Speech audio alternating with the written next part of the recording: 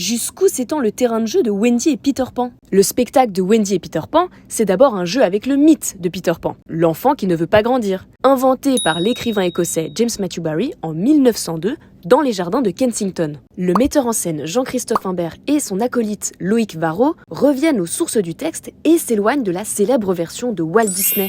Oui, Peter recueille les enfants perdus, mais il n'hésite pas à les tuer dès qu'ils grandissent. Et depuis qu'il habite l'île du Neverland, non pas le beau pays imaginaire, mais plutôt le pays d'où l'on ne revient jamais, il a une mémoire de poisson rouge. Il oublie les garçons perdus, sa fée Tinkerbell et même Wendy, la véritable héroïne de l'histoire qui doit se préparer à devenir une adulte. Pourtant, il faut savoir la garder sa part d'enfant. C'est ce que font les comédiens et comédiennes de Wendy et Peter Pan.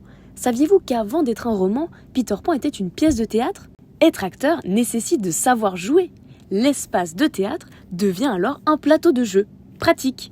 Par la machinerie des décors de théâtre, la chambre des enfants Darling se métamorphose en pays du plus jamais, au moment où les enfants s'endorment. C'est à se demander si on quitte vraiment la chambre d'enfant. I love you, mommy. Et s'il ne s'agissait que d'un rêve rempli de métaphores? La pièce s'amuse avec les symboles.